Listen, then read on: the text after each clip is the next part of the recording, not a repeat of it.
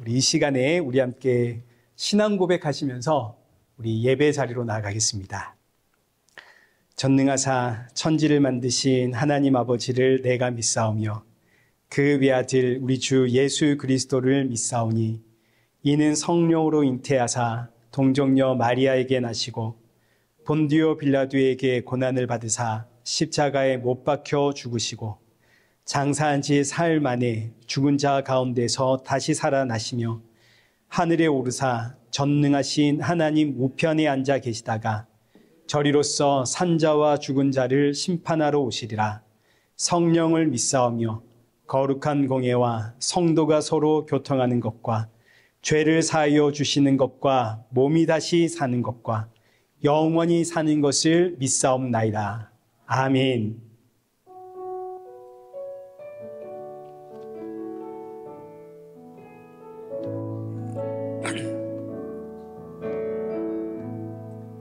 하늘의 문을 여소서 이곳을 주목하소서 주를 향한 노래가 꺼지지 않으니 하늘을 열고 오소서 이곳에 임재하소서 주님을 기다립니다. 기도의 향기가 하늘에 닿으니 주여 임재하여 주소서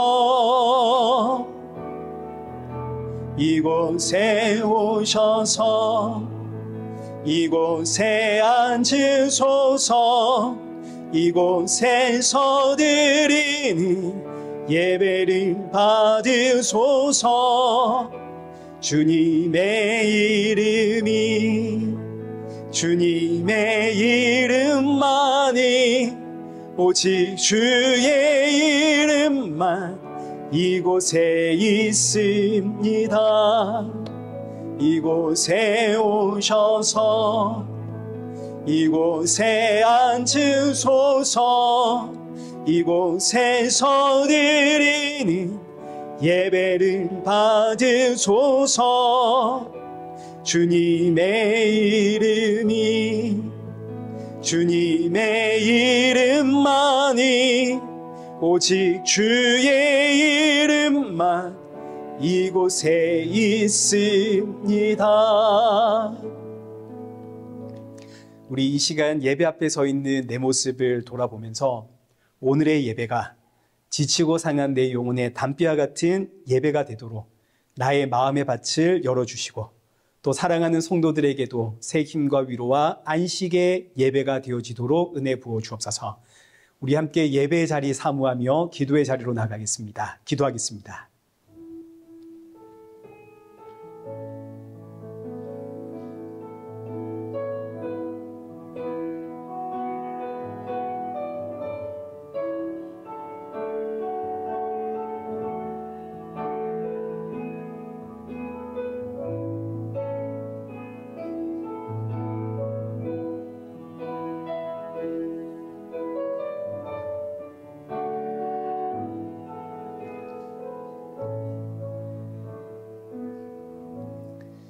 살아계신 하나님 아버지, 오늘 이 예배 자리로 우리의 걸음을 인도하심에 감사드립니다.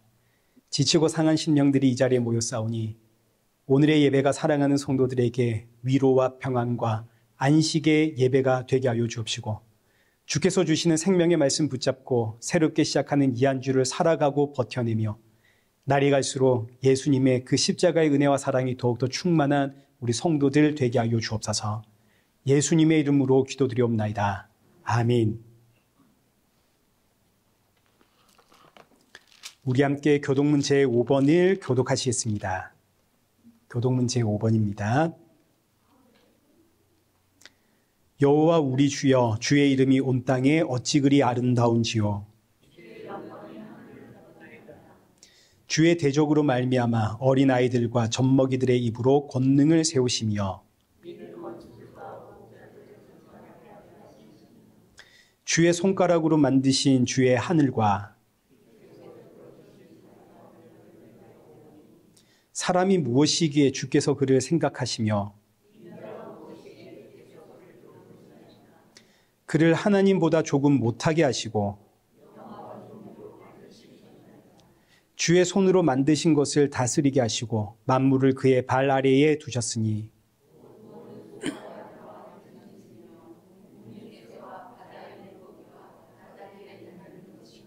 함께 읽겠습니다.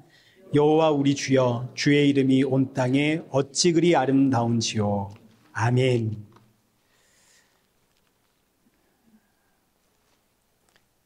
우리 찬송가 28장 함께 찬양하시겠습니다.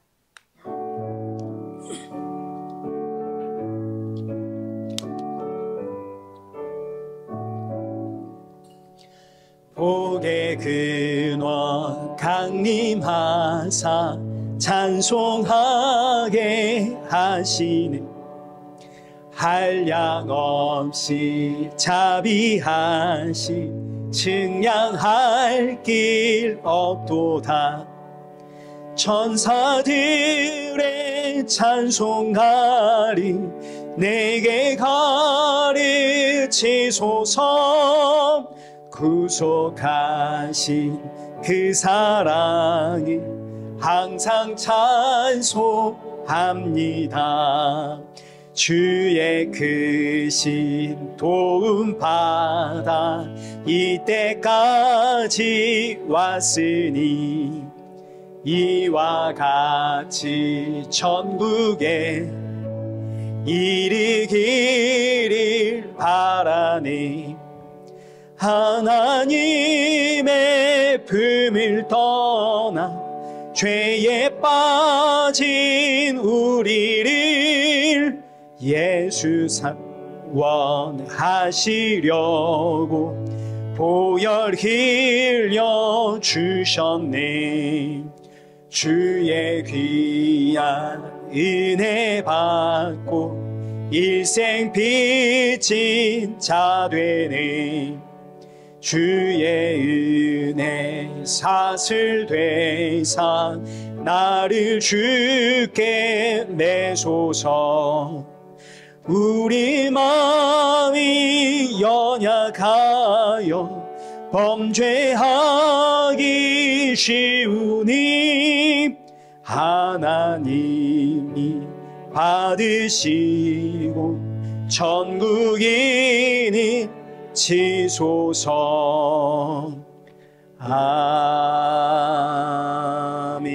아멘. 성경 봉독하시겠습니다. 우리 오늘 보실 하나님의 말씀은 에베소서 3장 1절에서 6절입니다. 에베소서 3장 1절에서 6절 우리 한 절씩 교독하겠습니다. 이러므로 그리스도 예수의 일로 너희 이방인을 위하여 갇힌 자 된 나 바울이 말하거니와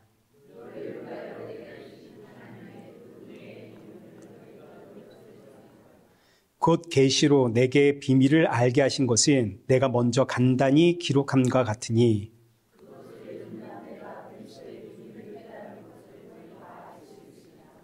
이제 그의 거룩한 사도들과 선지자들에게 성령으로 나타내신 것 같이 다른 세대에서는 사람의 아들들에게 알리지 아니하셨으니 이는 이방인들이 복음으로 말미암아 그리스도 예수 안에서 함께 상속자가 되고 함께 지체가 되고 함께 약속에 참여하는 자가 됨이라. 아멘. 우리 교회 소식 알려드리겠습니다. 우리 오늘 친교 김혜영 권사님 준비해 주셨습니다. 감사합니다. 오늘 예배 후에 목장 모임이 있는데 오늘 모임 이제 마지막입니다. 마지막 모여서 우리 그동안 수고하신 우리 목자님 격려도 해주시고 또 서로 인사하시고 이제 다음 주에는 목장 개편하겠습니다. 좀 더 작게 이렇게 해서 서로 기도할 수 있고 또 서로 위로할 수 있는 그런 이 목장 모임 이렇게 가지도록 하겠습니다. 이를 위해서 여러분 기도해 주시면 되겠습니다. 오늘 성경희 권사님 가정에 일이 있어서 못 나오셨거든요. 우리 그 가정 위해서 또 위로해 주시고 또 격려해 주시면 감사하겠습니다. 또 우리 한혜주 권사님 지난주에 한 주 못 뵀는데 또 이렇게 뵈니까 더 반갑고 감사합니다. 그리고 우리 저기 그 부부 이렇게 오셨는데 두 분, 네, 잘 오셨습니다. 우리 큰 박수로 환영하겠습니다. 네, 감사합니다. 너무 반갑습니다. 오늘 예배를 통해서 귀한 은혜가 있기를 기대합니다. 우리 시간 함께 헌금 봉헌하겠습니다. 우리 헌금 봉헌은 우리 한혜중 원사님 부탁드리겠습니다.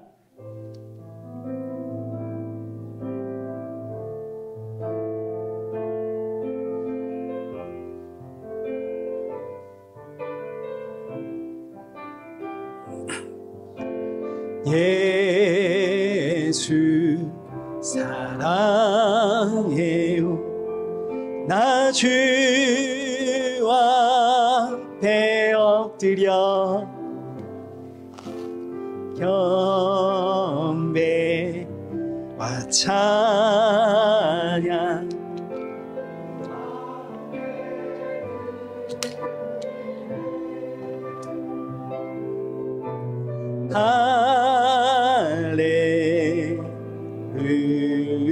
할렐루야 할렐루야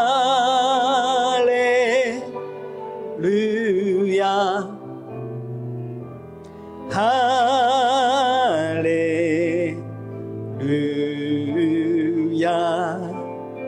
할렐루야.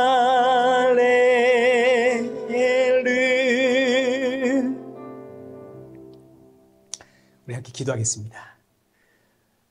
참 좋으신 하나님, 이 시간 지난 한 주간 동안에 우리의 연약함과 완악함 고백하오니 용서하여 주옵시고, 예배를 드릴 때마다 예수님의 십자가 은혜로 이 자리에 설 수 있다는 사실을 기억하며 이 세상에 꿈과 소망과 뜻과 비전을 두지 않고 하나님 나라의 소망을 품고 이 땅에서 나그네로 살아가는 우리 성도들 되도록 우리의 마음과 중심을 붙잡아 주옵소서. 이 시간 귀한 예물 주님께 드립니다. 헌금을 준비할 때마다 날 위해 십자가에 죽으시고 부활하신 예수님 기억하며 주님께 드림이 나의 기쁨이고 나의 모든 것 주의 것임을 고백하는 성도 되게 하여 주옵소서. 예수님의 이름으로 기도드리옵나이다. 아멘. 네, 우리 또 오늘 최유라 집사님, 참 우리 최유라 집사님 바쁘시거든요. 또 그 교회 나오기 힘드신데 이렇게 와주셔서 너무 감사합니다. 늘 우리 기도하고 있습니다. 우리 격려의 박수 한번 주시죠. 네. 감사합니다. 자, 우리 오늘 본문은 이제 사실 에베소서 2장 21절부터 3장 6절까지입니다. 그리스도의 비밀이라는 제목으로 오늘 본문의 말씀 우리 함께 살펴보겠습니다. 먼저 지난주에는 교회의 터가 되시고 머릿돌이 되시는 예수님에 대해서 우리가 살펴보았습니다. 여기 2장 20절의 말씀처럼 예수님이 머릿돌이 되었다. 이 의미는 예수님이 시작이고 끝이고 예수님이 처음이고 마지막이고 예수님이 완성이다, 이런 뜻입니다. 따라서 성도에게 예수님이 머릿돌이 되신다. 이 의미는 이제 머릿돌이 여러분 지난주 기억나시죠? 머릿돌은 집을 세울 때 가장 먼저 세우는 돌로 이 머릿돌에서부터 이 벽돌을 쌓아서 이제 집을 연결해 가는 겁니다. 그래서 머릿돌에서부터 벽이 쌓여서 한 바퀴 돌아가면 어디서 끝난다고요? 머릿돌에서 끝난다고요. 그래서 머릿돌은 시작과 끝을 상징하는 단어입니다. 자, 그러니 성도에게 예수님이 머릿돌이 되신다. 이 의미는 성도에게 있어서 예수님은 전부라는 뜻입니다. 그 시작도 예수님이고 그 끝도 예수님이고, 우리가 어떻게 성도가 되었나요? 예수님으로 인해 된 거죠. 예수님으로 인해서 우리가 성도로 태어났고, 그리고 마지막 날에 예수님으로 인해 부활하게 되고, 결국 예수님으로 인해 하나님 나라의 하나님의 백성으로 우리가 완성이 되는 겁니다. 그러니 성도에게 예수님은 전부입니다. 예수님이 전부가 되시기에 예수님으로 내가 충만해지는 것이 바로 신앙생활의 목표입니다. 우리 신앙생활은 다른 게 아닙니다. 예수님으로 내가 충만해지는 것이 신앙생활의 목표입니다. 자, 그런데 우리가 지금 나를 한번 돌아보셔야 되겠습니다. 나는 지금 무엇으로 충만해져 있는가 한번 돌아봐야겠죠. 사실 우리의 마음은 이 세상으로 충만해져 있습니다. 성공해서 돈 좀 많이 벌었으면 좋겠다. 이 세상에서 걱정과 근심, 염려 없이 살았으면 좋겠다. 자, 이런 것들이 우리의 속마음 아닙니까? 이건 뭐 젊은 사람이든 아무리 나이가 많은 사람이든 다 똑같은 겁니다. 우리의 마음은 세상으로 가득 차 있습니다. 성도의 신앙은 예수님으로 가득 차는 것인데, 예수님으로 충만해지는 것인데, 성도의 실제 마음은 이 세상으로 충만해져 있으니 하나님께서 성도의 삶에 간섭을 하실 수밖에 없습니다. 이게 오늘 우리가 살펴볼 내용인데, 오늘 본문에서는 여기 3장 2절에 이것을 하나님의 은혜의 경륜이라고 표현을 합니다. 경륜이라고 하는 단어가 관리, 경영, 행정 이런 뜻이거든요. 하나님께서 성도의 삶에 간섭하시는 것은 하나님께서 성도에게 주신 은혜를 관리하고 경영하시는 겁니다. 성도를 예수님으로 충만케 하려고. 근데 이제 우리는 이 간섭이 싫습니다. 나 혼자 할 수 있다 이거죠. 마치 우리 자녀들이 부모님의 간섭과 부모님의 그 잔소리 싫어하듯이 우리는 하나님의 간섭이 싫습니다. 하나님 나 혼자 해보겠습니다. 내 힘으로 안 되다가 정 안 되면 그때 하나님 날 도와주십시오. 우리는 이런 마음이 있습니다. 그러나 너무너무 감사하게도 하나님은 이런 우리의 마음을 언제나 무시를 하십니다. 왜냐하면 사람의 힘으로는 내 안에 가득한 이 세상을 내 마음에서 쫓아낼 수가 없거든요. 이 불가능한 일입니다. 당장 어제의 여러분을 한번 생각해 보십시오. 여러분 어떻게 어제 하루 예수님으로 충만하셨습니까? 아니죠. 우리의 일상생활은 세상의 일에 지금 파묻혀 있기 때문에 하나님의 특별한 간섭이 없으면 예수님께로 나아갈지를 못합니다. 그래서 하나님이 우리 일상에 크고 작은 사건들을 자꾸 불러내심으로 우리로 하여금 기도의 자리로 나가게 하시고 우리로 하여금 십자가의 예수님 바라보게 하시는 겁니다. 이런 간섭으로 내가 예수님으로 점점 충만해져 가고 내가 예수님 닮아가는 바로 이것을 성도의 신앙 생활이라고 한다고요. 그러니까 하나님의 간섭이 없으면 신앙생활이 없는 겁니다. 하나님의 간섭이 있기 때문에 예수님으로 충만해지는 신앙생활이 있는 겁니다. 자, 그런데 또 반대로 하나님의 간섭이 있기 때문에 우리 삶에는 크고 작은 사건들이 생깁니다. 자, 그러니 우리 입장에서는 하나님의 간섭이 뭐가 됩니까? 고난이 되는 거죠. 고난, 고통, 핍박. 오늘 본문이 바로 이 이야기를 하고 있습니다. 하나님의 간섭하심은 하나님의 은혜의 경륜, 하나님께서 우리에게 베푸신 은혜를 경영하고 이 관리하는 것인데 그 내용이 우리에게 고난입니다. 그렇지만 결과는 뭐냐면 성도에게 영광이다. 자, 그러면 이제 본문 에베소서 2장 21절과 22절을 통해서 하나님이 이제 우리를 어떻게 간섭하시는지 그 내용을 한번 보겠습니다. 우리 21절과 22절입니다. 그의 안에서 건물마다 서로 연결하여 주 안에서 성전이 되어가고 너희도 성령 안에서 하나님이 거하실 처소가 되기 위하여 그리스도 예수 안에서 함께 지어져 가느니라. 자, 지금 이 말씀 보시면 우리는 지금 서로 연결되어 하나님이 거하시는 처소로 지어져 가는 중입니다. 완성된 게 아니죠. 지어져 가고 있습니다. 근데 어떻게 지어져 가냐면 여기 21절에 그의 안에서, 주 안에서, 이 누구 안에서라는 이야기입니까? 예수님 안에서라는 이야기죠. 여기 22절도 보시면 성령 안에서, 그리스도 예수 안에서, 이건 역시 예수님 안에서 이 똑같은 이야기입니다. 왜냐하면 우리가 성령을 보혜사라고 하죠. 보혜사 성령. 근데 사실은 원래 진짜 보혜사는 예수님이거든요. 보혜사라는 뜻이 돕는 자라는 뜻입니다. 우리를 돕기 위해 이 땅에 오신 보혜사가 바로 예수님입니다. 예수님이 원 보혜사입니다. 그래서 여기 요한복음 14장 16절 말씀 보시면 내가 아버지께 구하겠으니 그가 누구를 보내주신다고요? 또 다른 보혜사를 보내주신다고요. 예수님이 보혜사이시기 때문에 성령님을 또 다른 보혜사라고 표현을 하는 겁니다. 우리를 돕기 위해 이 땅에 오신 또 다른 보혜사, 성령님. 근데 이 성령님이 바로 예수님의 영입니다. 성경에서 성령님 어떻게 부르는지를 보십시오. 여기 로마서 8장 9절 말씀 보시면 성령님을 그리스도의 영이다 이러죠. 갈라디아서 4장 6절 아들의 영이다. 빌립보서 1장 19절 예수 그리스도의 성령이다. 사도행전 16장 7절에서는 예수님의 영이다. 자, 그럼 이제 다시 본문 22절 보십시오. 우리가 하나님이 거하실 처소로 지어져 가는데 성령 안에서 그리스도 예수 안에서. 이 결국 누구 안에서라는 이야기입니까? 예수님 안에서. 자, 그러니 여기 21절과 22절 우리가 하나님 안에서 우리가 하나님이 거하실 처소로 지어져 가는 데 있어서 가장 중요한 게 뭐냐면 예수님 안에서. 그러니까 이 의미는 예수님이 전부다 이 이야기입니다. 예수님이 전부다. 전부가 되시는 그 예수님 안에서 우리가 서로 연결이 되어서 하나님이 거하시는 처소가 지어져 가는데 하나님이 거하시는 처소를 우리가 성전이라 그럽니다. 자, 그러면 구약 성경에서 성전이 어떻게 지어져 가는지를 한번 보겠습니다. 최초의 성전 솔로몬 왕이 지었죠. 여기 열왕기상 6장 7절입니다. 우리 함께 읽어보겠습니다. 시작.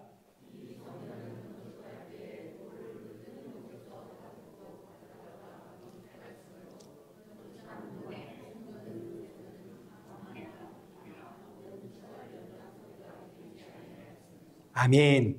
자, 이게 무슨 이야기냐면 이 당시 건축은 돌을 쌓아서 만들었거든요. 그러니까 일단 돌부터 찾아야 됩니다. 뭐 큰 돌만 필요한 건 아니죠. 돌과 돌 사이의 빈틈도 돌로 메워야 되니까 큰 돌, 작은 돌, 중간 사이즈 돌, 아주 작은 돌, 뭐 온갖 종류의 돌들이 다 필요합니다. 자, 그 돌들을 일단 찾으면 이제는 그 돌들을 각각 그 크기에 따라 규격에 맞게 다듬어야 됩니다. 큰 돌은 큰 돌끼리 그 사이즈 맞춰가지고 다듬어야 되고 작은 돌은 작은 돌끼리 그 사이즈에 맞춰가지고 다듬어야 됩니다. 그렇게 다듬은 다음에 한 자리에 돌을 모아놓고 보면 분명히 가져올 때는 규격을 맞춰가지고 다듬고 가져왔는데 모아놓고 보니까 여전히 조금씩 그 모양이 다른 겁니다. 그래서 가져온 돌들을 그 자리에서 또 이리저리 맞춰보면서 다듬습니다. 깎고 다듬고. 이제 이 일이 끝나면 그 돌을 성전에 토로 가져와가지고 서로 맞춰가면서 이제 쌓아 올립니다. 여기 열왕기상 6장 7절의 말씀이 바로 그 이야기입니다. 마치 레고를 조립하듯이 이미 완성된 돌을 가져와서 서로 연결하여 쌓아 올리니까 성전 안에서는 방망이 소리, 도끼 소리, 철 연장 소리가 없다 이겁니다. 이런 소리들은 전부 다 성전 밖에서 돌을 다듬을 때 나는 소리들입니다. 이걸 가져오면 완성된 걸 가져와서 쌓아 올리니까 성전 안에서는 잡다한 소리가 들리지를 않습니다. 자, 이게 지금 우리가 성전으로 지어져 가는 모습입니다. 이 이야기를 이제 우리 교회와 성도에게 적용해 보십시오. 저와 여러분이 이 세상에 딱 달라붙어 있었던 돌들입니다. 이런 우리를 예수님이 이 세상에서 떼어내 보니까 지금 이 상태로는 쓸 수가 없습니다. 왜냐하면 뭐 흙도 묻어 있고 벌레도 달라붙어 있고 온갖 잡다한 것들이 지금 이 돌들에 막 달라붙고 엉망진창입니다. 그래서 이제 이 돌들을 예수님이 털어내고 씻어내고 그렇게 이제 모았습니다. 그렇게 모인 곳이 교회입니다. 근데 모아놓고 보니까 이 돌들이 제각각 개성이 너무너무 강해가지고 이걸로 뭐 서로 연결하고 쌓아 올릴 수가 없습니다. 자, 그러니 이제 어떻게 해야 되나요? 이제부터 돌려가며 깎고 다듬고 연단을 해야겠죠. 목적은 뭡니까? 이 돌들이 예수님으로 충만해져서 서로 연결되어 하나님의 성전이 되는 게 목적입니다. 그래서 교회에서는 목사를 통해서 하나님의 말씀, 예수님의 말씀으로 여러분들이 연단되어지고 이제 여러분이 세상에 나가서는 하나님께서 간섭하셔가지고 이런저런 사건, 사고들을 통해서 여러분의 모난 부분을 벗겨내고 여러분의 생각 벗겨내고 여러분의 교만함 내려놓고 그래서 결국은 예수님으로 충만해지는 예수님 닮은 돌로 만들어가는 이 하나님의 간섭이 바로 하나님의 경륜입니다. 그러나 우리가 이렇게 깎여지고 다듬어질 때 우리 얼마나 아프겠습니까? 그래서 이것을 고난이라고 하죠. 그러나 이 고난 끝에는 뭐가 있나요? 하나님의 집으로 완성이 되어지는 예수님이 내 안에 내가 예수님 안에 하나님이 내 안에 내가 하나님 안에 하나님과 내가 한 몸이 되어지는 영광이 그 끝에 있죠. 저와 여러분이 이렇게 연단이 되어 완성이 되면 이제 마지막 날 예수님 다시 오시는 그날에 우리를 불러 천국에서 하나님이 거하시는 처소로 우리를 완성하시는데 그날에는 더 이상의 연단이 없습니다. 그날에는 더 이상의 곡소리가 없다 이겁니다. 왜냐하면 이제 그때는 서로 붙이기만 하면 되는 거거든요. 그러니 성도는 우리가 완성되는 그날 사모하며 살아가게 되는데, 우리가 완성되는 그날은 내가 예수님으로 충만해지는 날입니다. 예수님 안에서 너와 내가 예수님으로 충만해지면 너도 예수, 나도 예수, 너도 예수, 나도 예수, 우리가 전부 다 예수님으로 하나가 되는 거 아닙니까? 한 몸. 자, 그러니 보십시오. 내 가정에 혹은 교회에 혹은 일터에 이런저런 일들이 자꾸 벌어지는 것은 하나님께서 나를 예수님으로 충만케 하려고 다듬고 연단해 가시는 은혜의 손길입니다. 그리고 이것을 우리가 성도의 신앙생활이라 그럽니다. 그러니 성도의 신앙생활은 고됩니다. 형통이 아닙니다. 만사 형통이 아닙니다. 성도의 신앙생활은 아플 수 있고 어려울 수 있고 무거운 짐을 질 수 있고 고통과 고난의 연속입니다. 이를 통해서 완악한 내가, 교만한 내가 이리 깎이고 저리 깎여 결국 저는 예수님 뿐입니다. 이 고백의 자리로 나아가게 되는 것이 신앙생활입니다. 자, 그래서 오늘 본문 3장 1절 보십시오. 지금 사도 바울이 우리는 예수님 안에서 하나님의 거하실 처소로 지어져 가기 위해 하나님의 간섭을 받고 있는 중이다. 자, 이래 놓고 나서 사도 바울이 1절에서 이러므로 그리스도 예수의 일로 너희 이방인을 위하여 갇힌 자 된 나 바울이 말하거니와. 자, 지금 사도 바울이 지금 어떤 상황입니까? 감옥 속에 갇혀 있죠. 지금 사도 바울이 로마의 감옥에 갇혔습니다. 아니, 예수님 믿으면 만사 형통돼야 되는 거 아닙니까? 근데 사도 바울은 아닙니다. 내가 예수님을 믿기 때문에, 예수님을 믿게 되었기 때문에 지금 내가 감옥에 있는 겁니다. 예수님을 믿게 되었기 때문에 첫 번째는 나를 예수님으로 충만한 성도로 만들고자 하나님이 간섭하셔서 내가 지금 하나님의 간섭에 의해 내가 여기 이 감옥 속에 있는 겁니다. 그래서 사도 바울이 뭐라고 하냐면 내가 감옥에 갇힌 것은 누구를 위하여? 자, 여기 1절 보십시오.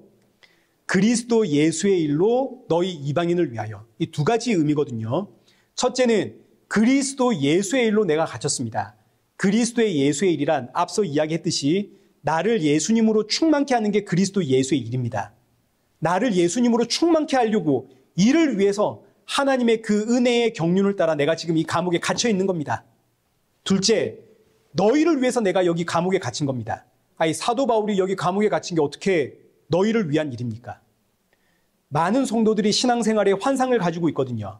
우리가 앞서 말씀드렸듯이 예수님 믿으면 병도 고쳐지고, 예수님 믿으면 사업도 잘 되고, 예수님 믿으면 자녀들도 훌륭해지고, 예수님 믿으면 가족 문제 해결되고, 예수님 믿으면 세상에 성공하고, 내가 원하는 소원 성취되고, 우리는 이런 신앙생활의 환상을 가지고 있습니다.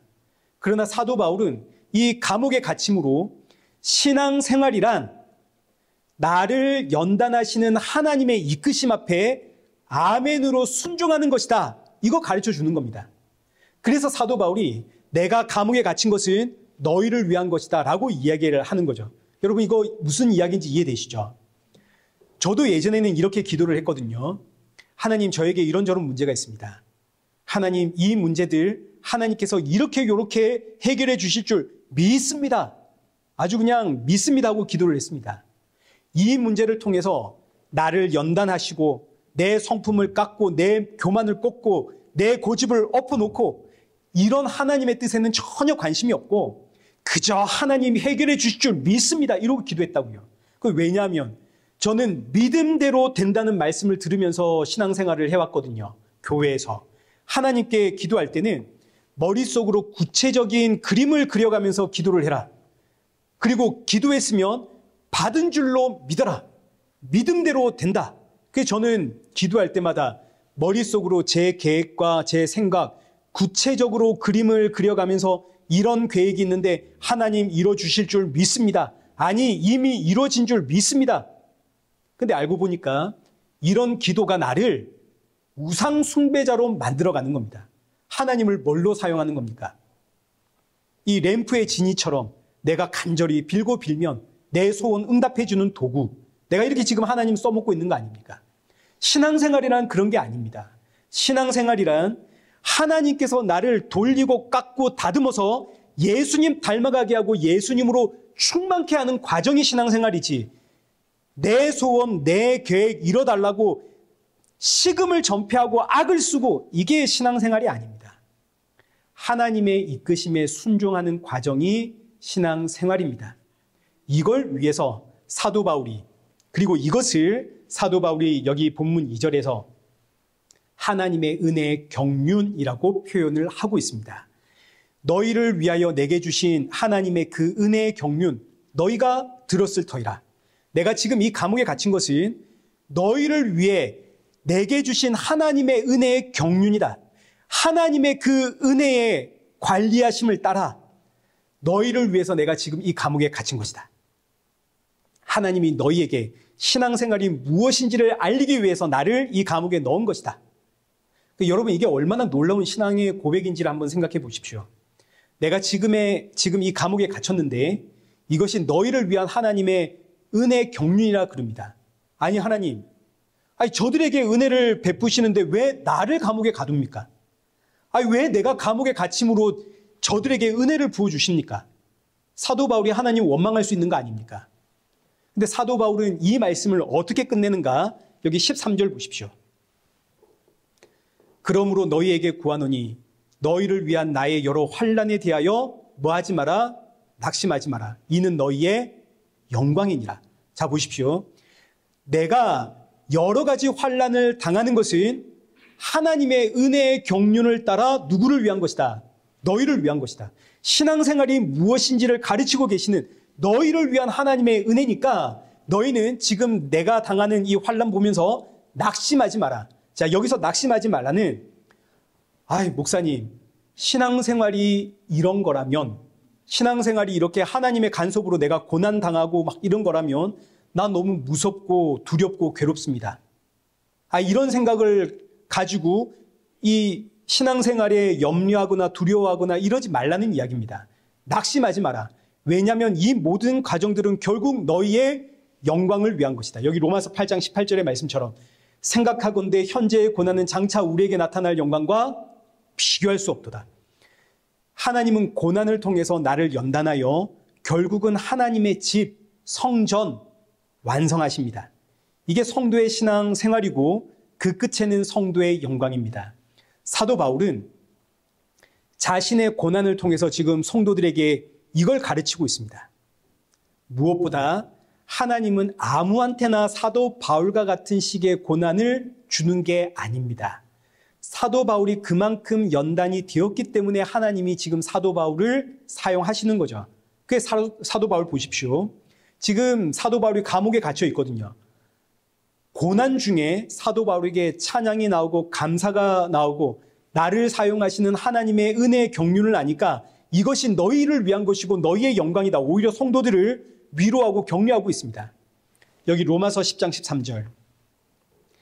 사람이 감당할 시험 밖에는 너희가 당할 것이 없나니 오직 하나님은 미쁘사 너희가 감당하지 못할 시험 당함을 허락하지 아니하시고 시험 당할 즈음에 또한 피할 길을 내사 너희로 능히 감당하게 하시느니라.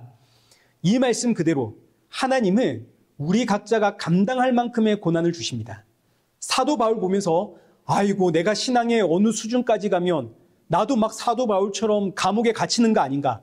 저 고린도 후서에서 보았던 것처럼 막 나도 힘에 겹는 그 심한 고난을 당해서 살 소망 끊어지고 사형 선고 받은 것처럼 미말에 두어서 온 세상의 조롱거리가 되고 막 그렇게 되는 거 아닌가? 이런 걱정이나 두려움을 하지 말라 이겁니다.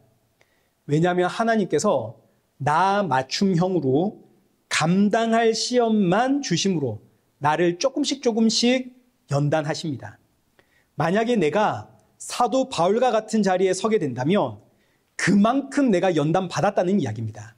그렇다면 그 자리에서 우리의 입술에서는 사도 바울과 같은 신앙의 고백이 나오게 되는 것이지, 그 자리에서 아이고 죽겠다, 아이고 무섭다, 아이고 힘들다, 왜 나를 여기에, 이런 소리는 안 나온다 이겁니다.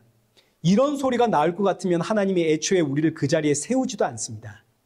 연단을 통해서 이제 누군가를 위해 이 일을 감당할 만할 때 그때 하나님이 우리를 그 자리에 세우는 겁니다. 그러니 우리에게 다가올 미래의 어떤 고난을 두려워하지 마시고 지금 내 삶에 간섭하시는 나를 지금 만들어 가시는 그 하나님의 손길에 감사하는 성도가 되십시다. 내 가정에 아이고 이 남편, 아이고 이 아내, 이 자녀들, 직장에서 일어나는 일들, 사람들과의 관계 속에서 일어나는 일들, 이 모든 것들이 나를 다듬어 가시는 하나님의 손길입니다.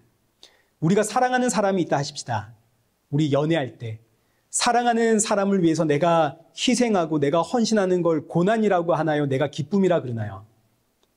뭐 연애 안 해봐서 모르시죠? 그냥 바로 결혼하셨죠? 기쁨이라 그러죠. 사랑하니까 내가 기꺼이 짐을 들어주고 사랑하니까 내가 기꺼이 희생하는 거 아닙니까? 마찬가지입니다. 하나님께서 이끄시는 자리에 내가 서는 것은 고난이 아니라 성도의 기쁨입니다. 그리고 성도의 영광입니다. 그래서 이제 우리가 성경을 보시면 성경은 우리에게 끊임없이 고난은 은혜다. 여기 빌립보서 1장 29절. 그리스도를 위하여 너희에게 은혜를 주신 것은 다만 그를 믿을 뿐 아니라 또한 그를 위하여 고난도 받게 하려 하심이라. 하나님의 은혜를 두 가지로 설명하죠. 첫째, 예수 그리스도를 믿게 된 게 은혜다. 둘째, 하나님이 그래서 너에게 고난 주심이 은혜다. 성도의 신앙생활은 고난입니다. 근데 이 고난은 저와 여러분을 괴롭히려고 하는 것이 아니라 나를 연단하는 하나님의 은혜의 손길이고, 그리고 고난은 성도의 기쁨이고 성도의 영광입니다. 그러니 여러분, 사람 때문에 힘들다, 세상살이 힘들다, 경제 때문에 힘들다, 가정 때문에 힘들다, 이런 말 하지 마시고 그럴 때마다 예수님의 십자가 바라보십시오. 우리가 새로운 피조물이 되었기 때문에 일어나는 일들입니다. 나를 완성해 가시는 하나님의 손길입니다. 자, 그리고 나서 이제 이어지는 오늘 본문 3절과 4절 보겠습니다. 곧 계시로 내게 비밀을 알게 하신 것은 내가 먼저 간단히 기록함과 같으니 그것을 읽으면 내가 그리스도의 비밀을 깨달은 것을 너희가 알 수 있으리라. 자, 사도 바울이 갑자기 그리스도의 비밀에 대해서 이야기를 합니다. 근데 이 그리스도의 비밀에 대한 이야기는 우리가 앞서 에베소서 1장부터 계속해왔던 이야기입니다. 그래서 여기 사도 바울이 여기 3절과 4절 보시면 내가 앞서 먼저 기록한 것처럼 앞에 기록했던 에베소서 1장, 2장의 글을 읽으면 너희가 그리스도의 비밀을 깨닫게 될 것이다. 사도 바울이 지금 고난의 이야기, 하나님의 은혜의 경륜을 이야기하다가 갑자기 다시 앞에 기록했던 이야기, 그리스도의 비밀을 이야기하는 것은 그리스도의 비밀을 제대로 이해를 해야만 성도에게서, 성도의 신앙생활에서 감사가 나오기 때문입니다. 자, 무엇보다 이 사도 바울의 편지를 보면 사도 바울의 편지의 특징이 뭐냐면 같은 말을 자꾸 반복하는, 똑같은 내용을 다른 표현으로 자꾸 반복하는 게 이 사도 바울의 편지의 특징입니다. 우리가 이 에베소서를 지금 보고 있는데 에베소서 가만히 보시면 에베소서 6장까지 사실은 에베소서 1장에서 했던 이야기가 자꾸 반복이 됩니다. 끊임없는 반복입니다. 사도 바울의 특징이 이 반복에 있는데 이러다 보니까 이제 이런 말을 하는 사람들이 나왔던 것으로 보입니다. 사도 바울은 했던 말 자꾸 반복해. 그거밖에 모르나? 우리는 다 이해했는데 사도 바울이 또 반복해. 사도 바울의 편지는 지루해. 이런 이야기들을 했던 사람이 있었던 것으로 보입니다. 그래서 사도 바울이 빌립보서에서 아주 작정을 하고 이런 이야기를 합니다. 빌립보서 3장 1절 보십시오. 끝으로 나의 형제들아 주 안에서 기뻐해라. 너희에게 같은 말을 쓰는 것이 내게는 수고로움이 없고 너희에게는 안전하니라. 사도 바울이 이런 이야기를 들으니까 자신이 왜 자꾸 같은 말을 반복하는지 그 이유를 밝히는데, 내가 이 편지에서 같은 말을 너희에게 자꾸 반복하는 이유는 너희의 무엇을 위함이라? 안전을 위함이라. 성도의 안전을 위해서 내가 자꾸 반복한다 이겁니다. 왜냐하면 우리는 이 세상의 이야기는 얼마나 기억을 잘하는가 모릅니다. 정치, 경제, 사회, 문화, 연애 뭐 이런 것뿐만 아니라 온갖 루머들, 누가 이랬대더라, 누가 저랬대더라. 그래서 우리가 친구들과 모여서 세상 이야기를 하면 시간 가는 줄 모르죠. 그러나 하나님의 말씀과 하나님의 은혜는 돌아서면 잊어버립니다. 지금 우리가 이렇게 저를 통해서 설교 듣고 여러분이 아멘하고 그러지 않습니까? 문 밖에 나가면 뭔 말 들었는지 기억이 안 납니다. 안 그렇습니까? 우리 가족만 그렇습니까? 우리 애들은 차 타서 너 뭐 들었니? 열심히 들었는데 잠시만 이런다고요. 그리고 우리가 받은 은혜 마찬가지입니다. 내가 하나님으로부터 그 놀라운 은혜를 받았는데 며칠 지나면 기억이 안 납니다. 그래서 사도 바울이 같은 말을 반복하는 겁니다. 반복하는 이유는 성도의 안전을 위해서. 여기서 안전이라고 하는 이 헬라어 원 단어는 비틀거리지 않음, 넘어지지 않음, 흔들리지 않음 이런 뜻입니다. 사도 바울이 반복하는 내용은 결국 예수님과 십자가거든요. 예수님과 십자가의 이야기를 자꾸 반복하는 것은 그래야만 성도들이 넘어지질 않습니다. 넘어져도 십자가에 예수님 붙들고 다시 일어나 설 수 있는 겁니다. 그리고 비틀거리지 않습니다. 무엇이 참된 진리인가? 이게 진리인가? 저게 진리인가? 진리를 찾아서 이리 기우 저리 기우 타지를 않습니다. 확실하거든요. 예수님과 십자가. 그러니 흔들리지를 않습니다. 그래서 사도 바울이 반복을 하는 겁니다. 그 사도 바울을 본받아 제가 반복하는 겁니다. 제 설교 결국 예수님과 십자가 아닙니까? 왜 이 이야기만 하는가? 이게 복음입니다. 이 말씀이 여러분의 안전을 보장합니다. 그러니 제가 반복하는 것은 여러분에게 은혜입니다. 아멘 하십시오. 우리 평생에 이 말씀만 들으십시다. 예수님과 십자가.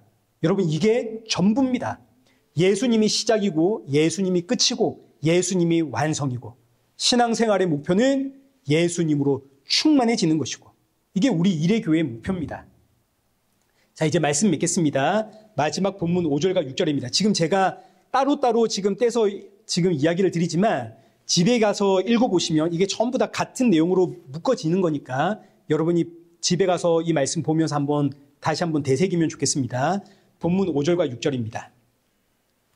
이제 그의 거룩한 사도들과 선지자들에게 성령으로 나타내신 것 같이 다른 세대에서는 사람의 아들들에게 알리지 아니하셨으니 사도 바울이 그리스도의 비밀이 무엇인지를 지금 설명하는 중에 그리스도의 비밀은 오직 성령이 임한 선지자들과 사도들에게만 알려주셨다 이렇게 이야기를 하는 겁니다. 성령이 임한 선지자들은 구약의 선지자들은 예언을 했죠. 장차 오실 메시아를. 그리고 성령이 임한 이 사도들은 신약시대, 신약 성경을 이야기하는 겁니다. 성령이 임한 사도들은 구약의 선지자들이 했던 그 예언의 성취를 증가하는 사람들입니다. 드디어 메시아가 오셨는데 그분이 바로 예수 그리스도다. 그럼 이제 그 예수 그리스도가 이 땅에 오셔서 하신 일이 뭐냐? 이게 이제 그리스도의 비밀입니다. 6절이죠. 이는 우리 함께 읽어보겠습니다. 시작.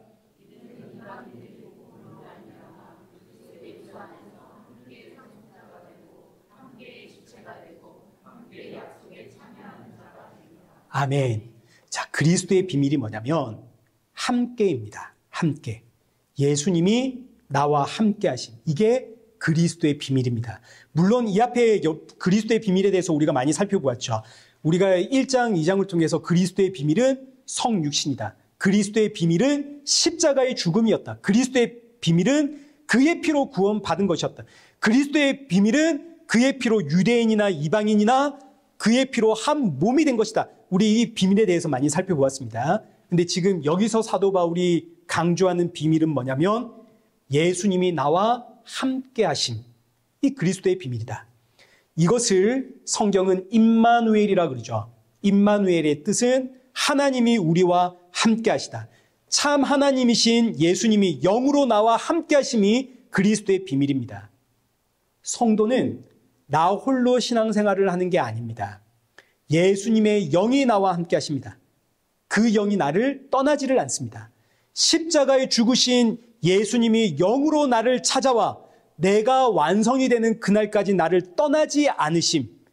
예수님과 함께하는 그 역사가 시작됨. 이게 바로 복음이고 복음의 정수입니다. 그래서 여기 보시면 예수님과 함께 상속자가 되고 예수님과 함께 지체가 되고 예수님과 함께 약속에 참여한 자가 되고 사도 바울이 지금 감옥에 갇혔거든요. 근데 사도 바울이 여기서 나는 누구와 함께하고 있다고요? 예수님과 함께하고 있다고요. 사도 바울이 이 사실 하나로만 감사를 하는 겁니다. 이거 하나로만 내 평생의 감사거리다. 고난 중에 내가 감사할 수 있는 것은 예수님이 나와 함께 하심이라. 그래서 사도 바울이 신앙생활의 이야기, 지금 고난의 이야기를 하다가 갑자기 그리스도의 비밀을 이야기하는 겁니다. 예수님과 함께하는 역사, 이 비밀을 알면 성도는 감사할 수밖에 없다. 자, 이제 이 말씀을 달리 표현하자면 사도 바울이 에베소 교회 성도들에게 이제 이런 도전을 주는 거죠. 예수님과 함께하는데 왜 지금 예수님이 없는 사람처럼, 전부가 되시는 예수님이 나와 함께하는데 왜 아무것도 없는 사람처럼 그렇게 걱정하고 근심하고 염려하고 왜 끙끙 앓고 있는가? 너에게 지금 무엇이 부족한가? 예수님이 너와 함께 하신다. 복음의 정수가 여기 있는 겁니다. 예수님이 함께 하시는 겁니다. 여기서 성도는 감사의 힘이 생기고 기쁨의 힘이 생기고 찬양의 힘이 생기는 거죠. 내가 어떤 사람이든, 내가 지금 어떤 형태로 있든 누가 나와 함께 하신다고요? 예수님이. 내가 때로는 세상에 넘어지고 자빠지고 쓰러질 수 있습니다. 근데 그럼에도 불구하고 누가 나와 함께 하시나요? 예수님이. 그래서 성도는 넘어졌지만 다시 일어설 수 있는 겁니다. 7번 쓰러져도 8번 다시 일어서는 거죠. 사랑하는 성도 여러분, 우리는 혼자가 아닙니다. 예수님이 함께 하십니다. 내가 그 어떤 상황, 그 어떤 형평 속에 있다 하더라도 예수님이 나를 떠나지를 않습니다. 내가 그 어떤 죄 가운데 있어도 예수님이 나를 떠나지 않습니다. 이 사실이 저와 여러분에게 위로가 되고 힘이 되고, 그리고 이것이 우리의 평생의 감사와 찬양거리가 되기를 축원합니다. 살아계신 하나님 아버지, 고난이 있을 때 이 고난의 문제를 해결해 달라고 때를 썼던 우리의 연약함을 돌아보게 하시니 감사합니다. 오늘 주신 말씀처럼 내게 주신 고난이 하나님의 은혜의 경륜을 따라 누군가에게 복음 전하게 하시며 나 개인에게는 예수님으로 충만케 하시는 하나님의 손길임을 알게 하시니 감사합니다. 무엇보다 예수님이 우리와 함께 하십니다. 이 사실 하나만으로도 위로가 넘치고 새 힘을 얻고 감사와 찬양이 나오는 성도가 되게 하여 주옵시고, 이 한 주도 삶의 모든 자리에서 더욱 힘써 예수님 증거하는 복음의 통로로 우리를 사용하여 주옵소서.